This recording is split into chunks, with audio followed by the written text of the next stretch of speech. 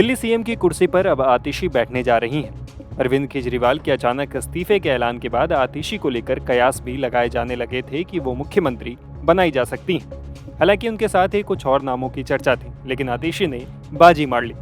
हालांकि आतिशी ज्यादा समय के लिए मुख्यमंत्री नहीं होंगी। केजरीवाल ने अपने इस्तीफे के ऐलान के साथ ही ये भी साफ कर दिया था कि चुनाव तक ही वो मुख्यमंत्री की कुर्सी पर नहीं बैठेंगे। अरविंद केजरीवाल ने महाराष्ट्र और झारखंड के साथ ही दिल्ली में विधानसभा चुनाव कराने की अपील की है। इस लिहाज से आतिशी करीब 2 महीने तक सीएम की कुर्सी पर रह सकेंगी और अगर तय समय में भी अगले साल चुनाव होते हैं तो भी आतिशी के पास महज 5 महीने का समय होगा। गौर करने वाली बात यह भी है कि केजरीवाल के इस्तीफे की मांग लंबे समय से हो रही थी, लेकिन वो इस पर फैसला नहीं ले पा रहे थे।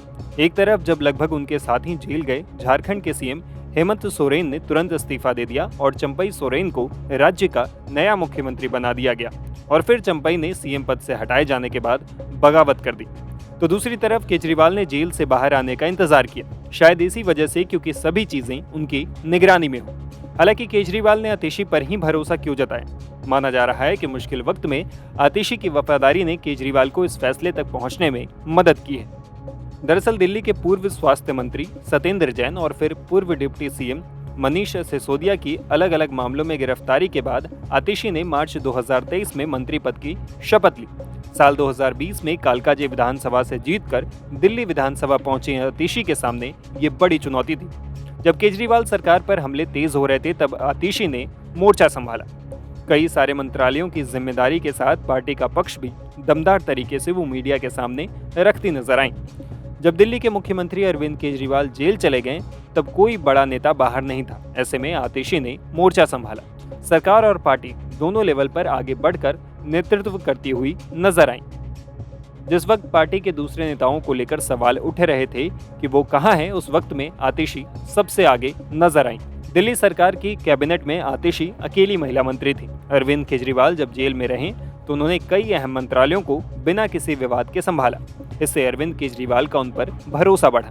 यही नहीं, वो उन चुनिंदा नेताओं में से एक रही हैं जो अरविंद केजरीवाल के जेल जाने और ताबड़तोड़ छापों के बीच भी लगातार सक्रिय रहीं।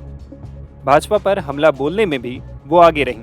आतिशी एक कुशल और सौम्य वक्ता मानी जाती हैं। आतिशी आम आदमी पार्टी के शुरुआती दौर से ही जुड़ी हैं।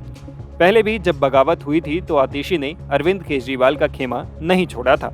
गौर करने वाली बात यह भी है कि शराब घोटाला, दिल्ली जल बोर्ड घोटाला समेत कई मामलों में आम आदमी पार्टी के नेता घिर रहे हैं। ऐसे कम ही नेता हैं जिन पर कोई दाग नहीं है। उन नेताओं में से एक आतिशी भी है। आतिशी पर अब तक किसी घोटाले का आरोप नहीं है। यही नहीं, महिला होने के नाते उन्हें घेरना भाजपा के लिए आसान नहीं होगा। वो पंजाबी समुदाय से आती हैं, जिसका एक बड़ा वर्ग भाजपा के साथ रहा है। ऐसे में आतिशी को प्रमोट कर आम आदमी पार्टी ने भाजपा के एक और वोट बैंक पर सीधा निशाना साधा है। इसके अलावा आतिशी पर अब तक पार्टी में ही किसी से टकराव के आरोप नहीं लगे। वो गुटबाजी से परे मानी जाती हैं। मनीष सिसोदिया और सत्येंद्र जैन के जेल जाने के बाद सौरभ भारद्वाज और आतिशी का प्रमोशन हुआ था। दोनों मंत्री बने थे। आतिशी को एजुकेशन, फाइनेंस, योजना, पीडब्ल्यूडी, जल, ऊर्जा और जनसंपर्क जैसे अहम मंत्रालय मिले थे। इन सभी विभागों को उन्होंने प्रभावशाली तरीके से संभाला। माना जाता है कि इससे भी अरविंद केजरीवाल का भरोसा उन पर बढ़ा है। खासतौर पर मनीष सिसोदिया के जेल में रहने के दौरान भी उन्होंने स्कूलों का कामकाज बहुत प्रभावी तरीके से देखा और अब वो दिल्ली की तीसरी महिला मुख्यमंत्री बनने जा रही हैं। खुद को मुख्यमंत्री बनाए जाने के ऐलान के बाद आतिशी ने केजरीवाल को अपना गुरु भी बताया है।